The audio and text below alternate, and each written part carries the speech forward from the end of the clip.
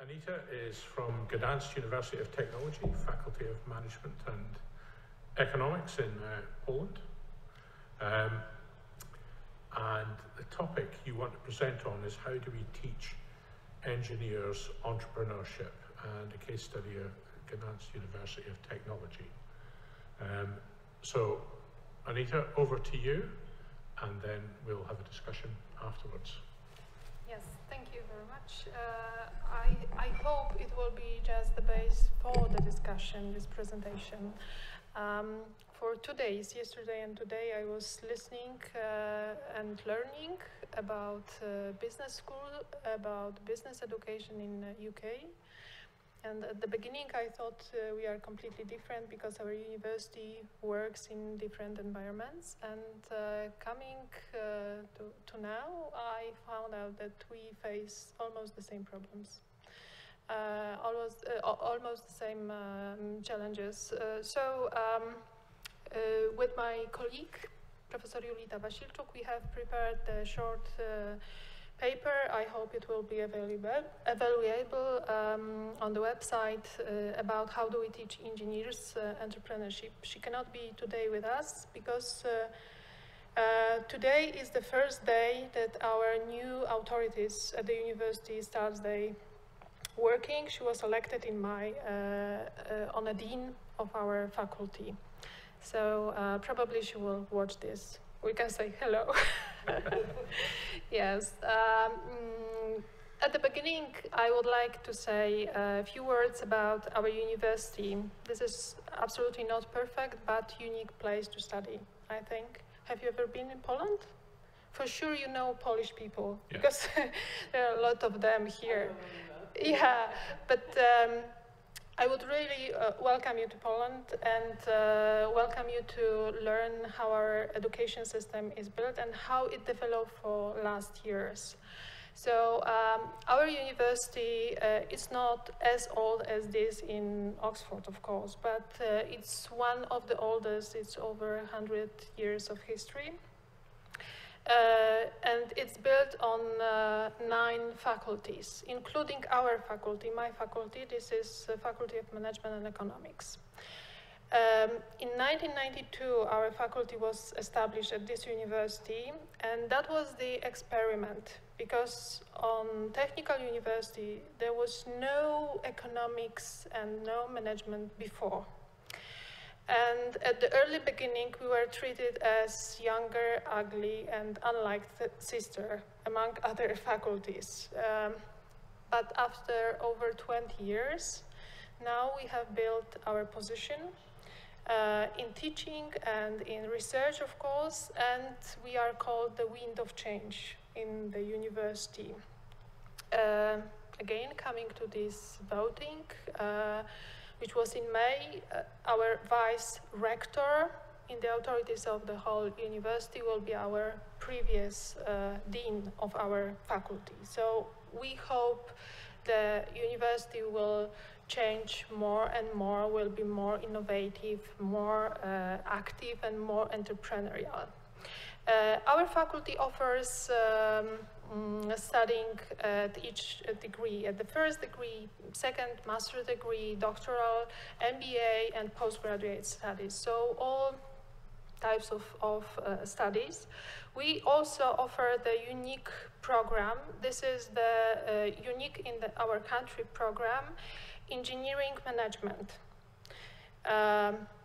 Because we found out that engineers, they speak their own language, let's call it, and managers, these business students, they talk with their own language. So we try to find out the common solution, yes, that when they meet in the company, they will understand each other. So this is the unique program, and we have every year over 200 candidates to study this program. From Poland? Yes, this is only in Polish because we have, of course, international programs, but this is just management. This is on the license of our Ministry of Science. This is only for Polish, this unique program. At the university, we have over 23,000 of students, 3,500, those are these business students.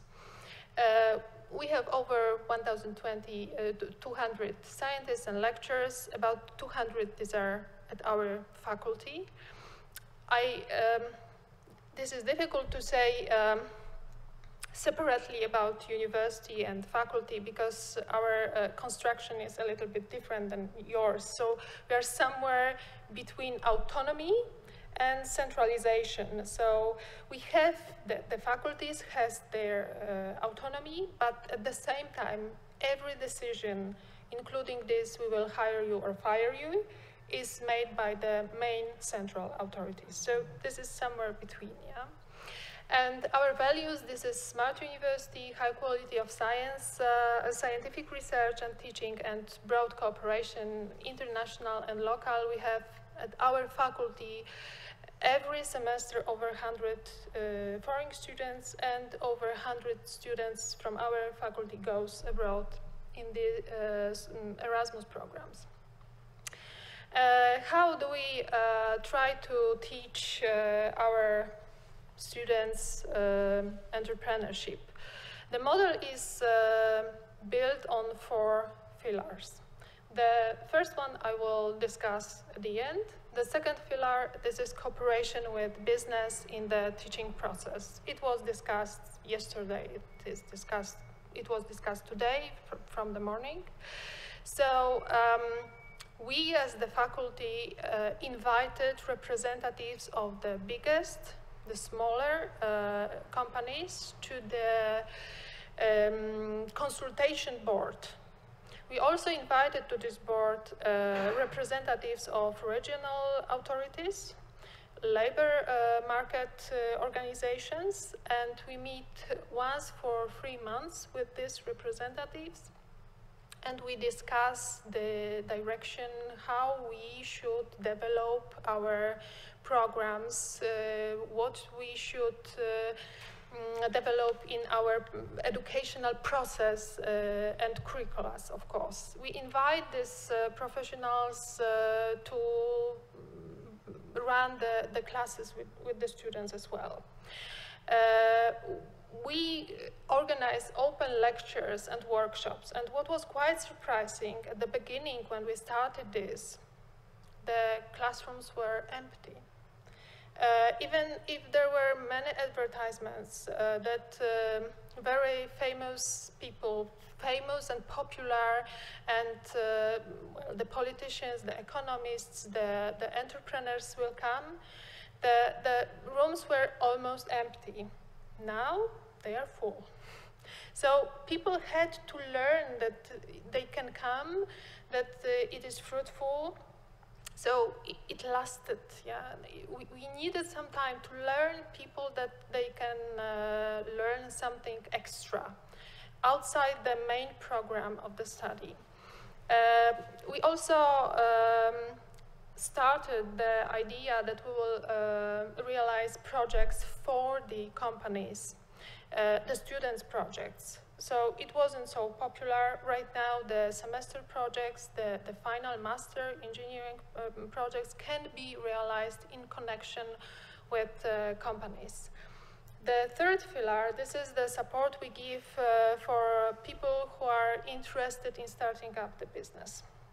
So this is the pre-incubation, this is incubation, those are workshops, how to start up the company. Yeah. And the fourth one, this is the support for those who are interested in commercialization of the ideas, mainly for academics. This is quite difficult for us to commercialize our research results because we are the public university and we have the public procurement rules. So we had to find out the solution how we can make this commerce more in practice, and there is built the Center for Knowledge Technology Transfer, and a special company was established where the shares has the university, And this company can make different agreements on the market. And coming back to the first pillar, the learning, the teaching process.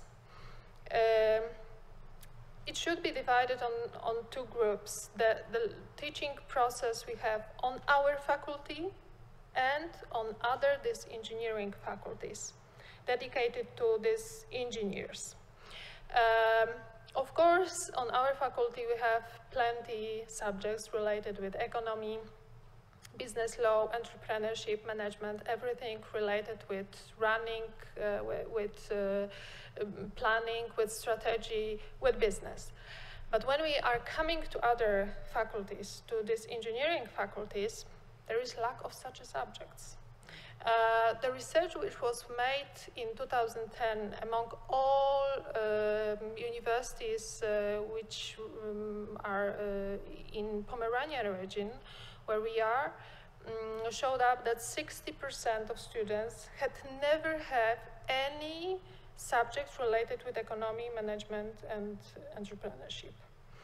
So, as I told before, we are this wind of change, and we are trying to convince deans of other faculties that maybe they should put into the programs the subjects related with management, economy, entrepreneurship, whatever, just to build up these soft skills. Because what is quite interesting, since 10 years we have been analyzing the preferences of our students if they are interested in starting up the business at the first semester and the last semester. And what is quite surprising, at the last semester, less students are interested in starting up the business than at the first. And since 2 years, we do this research not only on our faculty, but also on these engineering faculties. And these engineers are more interested in starting up the business than our business students. So we have the small success because almost on all faculty they are appearing new subjects related with economic management, which we are asked to conduct. But of course we have education dilemmas. For whom are these classes? Because audience is different. When I go for the classes to the engineers who mainly are concentrated on IT technologies, on this hardware or software programming, they expect me to tell them how to start up. What they should do, the firm will become the true. How to prepare the business plan. When I go to the classes, the same name, entrepreneurship, but our students, these business students, they do not expect I will tell them how to write the business plan, because these classes they had 2 semesters ago. They expect I will learn them, I will teach them how to make the concept come true. How to plan this, how to organize the resources, how to solve the problems, and they want to see the result. So their expectations are completely different. When I come to the group, the Polish students, the expectations again are a little bit different than I come to the group with Erasmus students, because the reality of realizing some business ideas are completely different in different countries. So yeah, we are looking for the best solution how to teach our students. For now, we have the same. Well, the courses are called the same, but what is inside is completely different. Yes, it depends for whom it is dedicated. On some courses, which are called entrepreneurship, we learn how to become an entrepreneur. In some others, we learn how to manage a company. On some others, how to be entrepreneurial. And of course, when we come to the doctor's degree, the third degree, we teach about theory of entrepreneurship. I cannot imagine when I come to these engineers and I start talking about Veblen, Schumpeter, and others theory. They would be well, surprised, but not optimistic, in optimistic way. In the paper you will find the 3 courses which we describe how they are differ to each other. I will not right now present this, but what we hope will come true. It is the new concept of teaching entrepreneurship at our university as a whole. We propose, we have a great hope and well, we think that other deans, other teachers will be convinced to this idea that every student on the first degree at our university will participate in the course of entrepreneurship, the basis. It doesn't matter if this is civil engineering, if this is IT faculty, if this is chemist faculty, it doesn't matter. Everyone should come to the course of entrepreneurship, the basis. Because they need this, they declare this in the survey, that they expect this and it is useful for them. This is our opinion. And on the second degree, who comes to us, to our faculty for the second degree? Very many students, those are the alumni of the first degree from other faculties. So it cannot be the same. It must be the development of the idea of entrepreneurship. But what we need to our idea come true? First of all, international cooperation and cooperation with business environment. It was mentioned many times yesterday and today. If we really want to be efficient in this education, there must be the cooperation.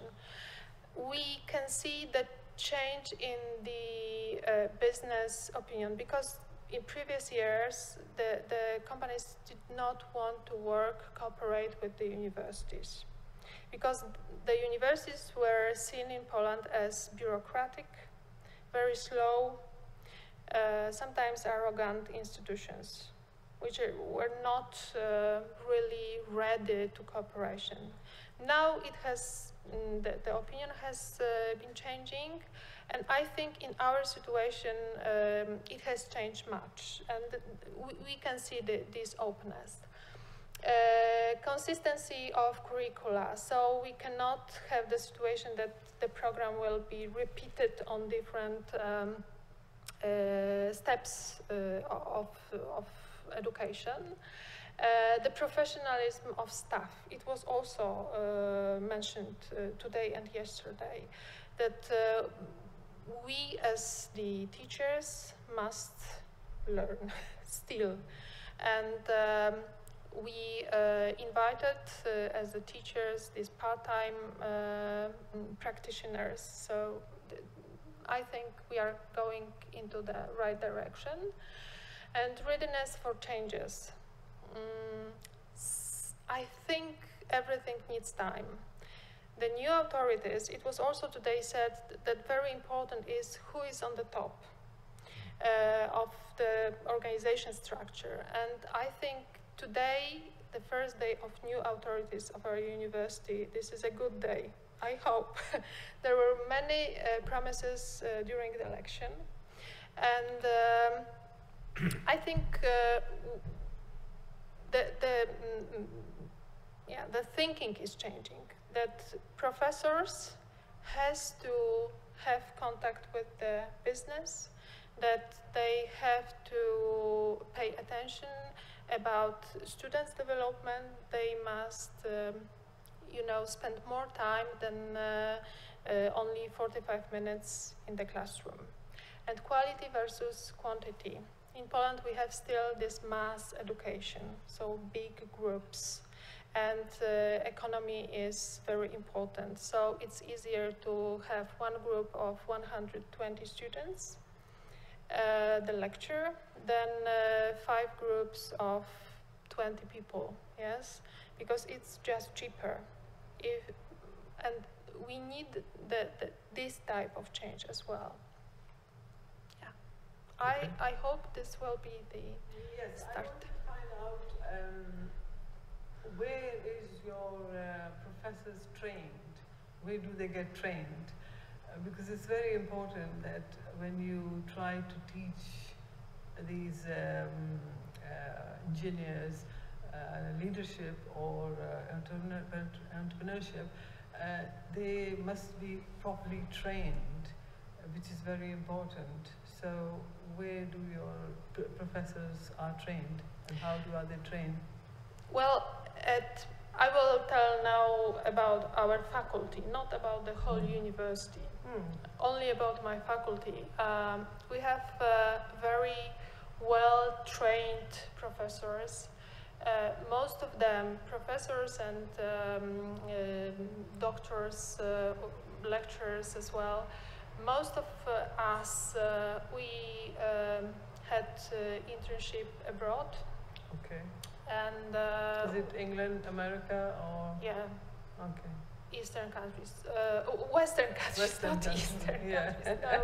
No, not this generation. Yeah. We rather have all these professors who have broad them? contacts. How do you interview them? How do you know that they're good at their jobs? These professors, well, very many of them have their own business, which are working very good. And you look back at their work, that how good they were and how did they do? Were they doing it themselves, or they had hired somebody else for that? Well, probably some of them has their managers, of course. It's obvious, yes. I did not make the interview with all of them, but they are recognizable in the academic world, even abroad, and they are quite well known economists on the Polish scale and international scale as well. And if you think one of them is not as good as you took the interview, then what do you do?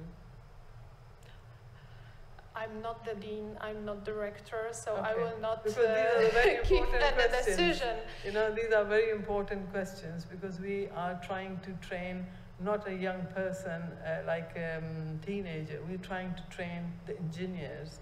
So for that, it is really very important to know a lot of background.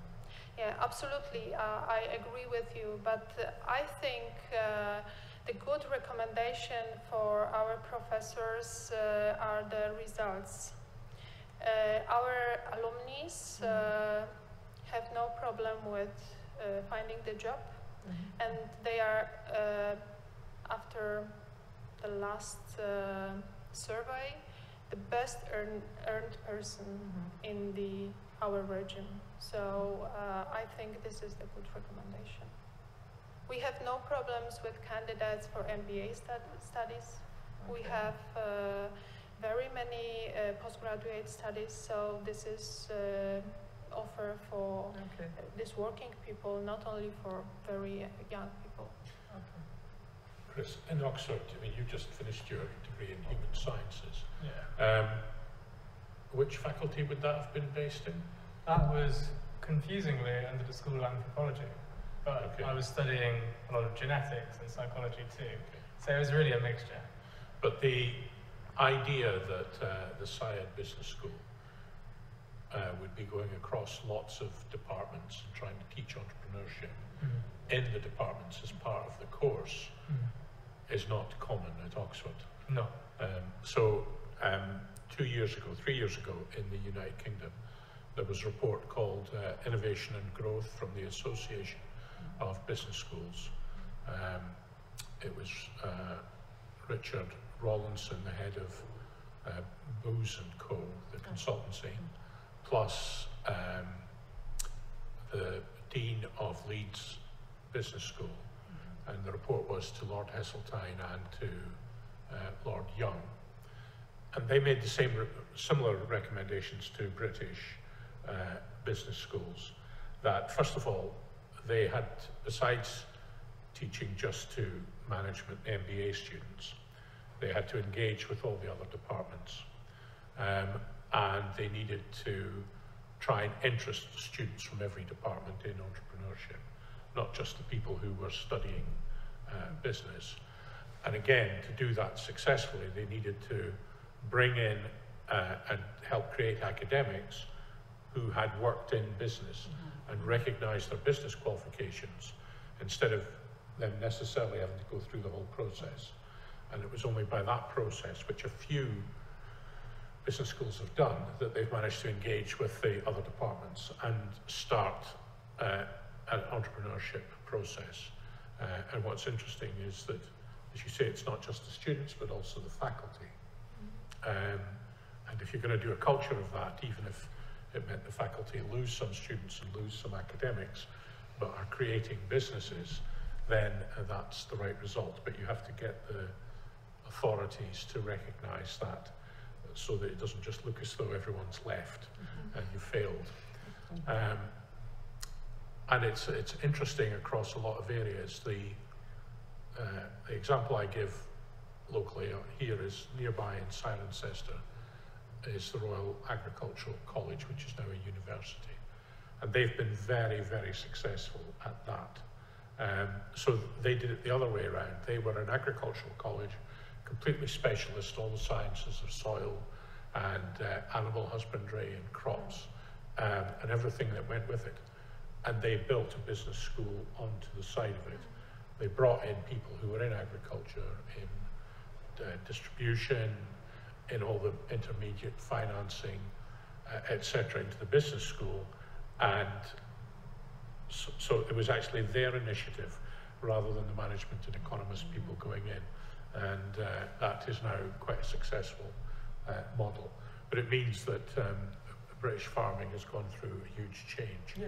And as one speaker was saying, if you look at British farms now, there are a lot of new businesses on British farms, tourism businesses, visitor attractions, specialist manufacturing of meats, local branding. But interestingly, a lot of that is led by women, and the business school sets up courses for the women and Harper Adams, which is another. And it's been interesting. It's been what were considered the most old-fashioned, out-of-date institutions, the agricultural colleges, that actually made the leap right into engaging with, I mean, everything from hospitality, adventure playgrounds, paintballing. So they created lots and lots of new businesses because the core business was becoming very difficult and marginal. And you'll have the same in Poland. One of the things that the College of Agriculture in Aberdeen taught a lot of farmers to do was how to go over to Poland and rent property and do contract management of Polish agriculture, which the land is very rich, but the methodologies were not very modern. And so a lot of Scottish farmers did very well in Poland. So it's quite, but again, it was that interrelation and trying to get it to go in the most unusual places. And so there are very good stories. The historians at Stirling who managed to trace a document back to the Vatican that proved that William Wallace, who is a famous Scottish leader, there's a film about him, but that actually he could write Latin, could speak languages, and just around that single document they built a visitor centre, and they built the story and around the film, and they made a business out of what would otherwise have been a dry academic discovery. And so there's lots of that kind of thing going on, but the business schools here are just trying to get away from what we call their monoculture of the MBA And so this is a very interesting crossover and very very important because Gdansk is a big engineering tradition. Yeah. Can I ask if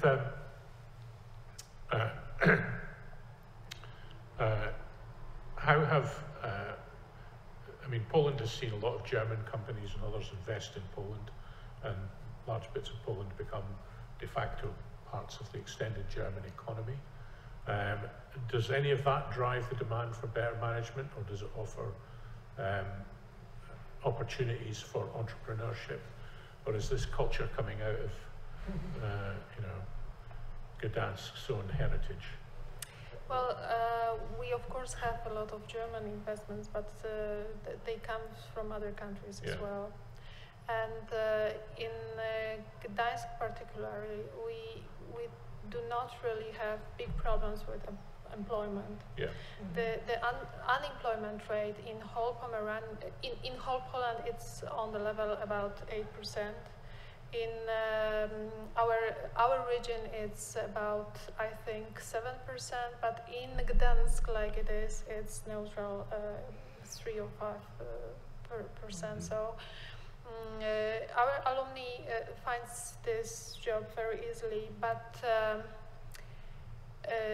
well, our alumni finds the job in right, proper position, I can say, that they can make their career. But in Pomerania and Gdańsk, there is several private business schools, and their alumni find the job, for example, in the shop. Yeah. They are sellers just in the shop. So we have this situation that this is mass higher education, but the level of this education is very variable. Yeah. Okay. And sorry, I wondered is, I'd say the side business school here waits for an engineer or a chemist to decide they have an entrepreneurial idea and they want to pursue it, and then they voluntarily come to the launch pad of the business school, and there they can attend voluntary workshops to learn to set up their business. And there's a small incubator space too. But with your model, it's taught from the start. I wondered how long you'd been teaching entrepreneurship from the first year, and whether you saw a big increase in students being inspired to start their own business, because it's something, with my role, I'm always trying to inspire more and more students. Well, on the first year, we start teaching different subjects related with entrepreneurship only on our faculty. Okay. Only.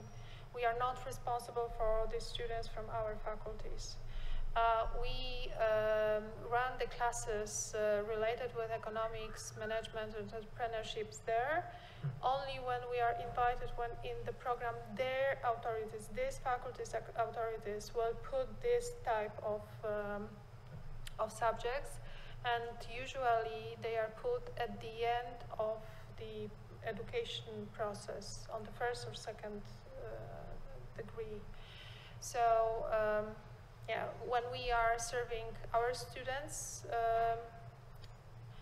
we just try to find out what they are thinking about startups when they are coming to us, without any background of the education they get from us. Okay. Any other sort of questions? No, I've done. I had the most important one I wanted to know. That's all. Yeah, answering something more to your question, we have actually, I think, 3 or 4 visiting professors. One is from Italy, one is from Australia. We have also from Great Britain, but he's not right now. But he's coming quite often to us. What's the ratio of men and women? How many, you know?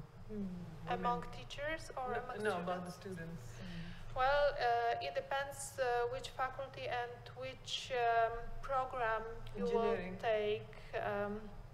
This management engineering, I do not have exact data, but Oh, I no, think go it ahead. is 60% women and 40% men. Mhm. But when I go to teach entrepreneurship on the civil engineering, for example, or IT programming faculty, in the class of 45, 60 people, there are 3, 4 women. Okay. Well, I'm just asking because I'm But curious.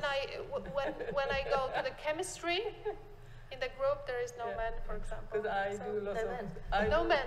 more or less the same thing what you're doing in United Arab Emirates, in Saudi Arabia, in Qatar. So we just started with we started with men only, but now we've got more women than men. You know, Yeah. so I think it's everywhere. Women are trying to get out and trying to do something so they can start some sort of a business for themselves, which is Yeah. good. From the statistics, more women are on the higher education in Poland than men. So they are more active in the education. Okay. Well, I think it is the trend of that level of engagement, and there is a lot of pressure, but it is running up against the research-driven focus of a lot of league tables and things. But there are enough faculty and people in not just engineering but other subjects who see this as a positive. And, but it does take quite a long time to organise, It does. and not everybody's comfortable with a more commercial approach. And then taking it into the incubator stage and making it successful is much more difficult than people think. But coming back to this equity, gender equity, my colleague Julita Wasilczuk was the first woman dean in the university history. So And Gdansk is quite, I mean, it's a long-established university, but I'm very conscious that there are a massive number of universities in Poland, a lot of private. How do you differentiate? How do the students differentiate the levels of providers? You know, do you have groupings like we have here for the Russell Group, Universities UK, and then separately for the private commercial providers? Is it clear to the students what are the established institutions and what are the newer ones? it's very clear. Okay. Yeah. And if, well, there are, as you said, many universities, but there are even more these applied science universities, this Fachhochschule in German system. And students know exactly when they are going to the public university, they will get the very high quality education, and the result, the employment is almost guaranteed after this. And there are only a few private universities that offer very high quality and have very good position among the other universities. Because these public universities, well, their position, their prestige, history, but also the research is very important. In private, very often there is only teaching, and as we told today and yesterday, research must be always related with, the teaching must be always related with research. And do you think other universities are doing what you're trying to do or taking it up, or is this a first step that you know of in Polish universities? What we are doing? Yeah. Well, I think we are a little bit different than others. So I think we are at the front, the leaders, because the results our faculty has, I mean, Faculty of Management and Economics, are better than economic universities in some areas. So yeah, I think we are the leaders. Okay, well, if there are no more questions, I'd just like to thank Anita again for her presentation and thank all of you for questions and taking part. And you'll be able to find the documentation that accompanies this film on the website. The slides, etc. will accompany it. And again, thank you very much. The end. Hey. Okay.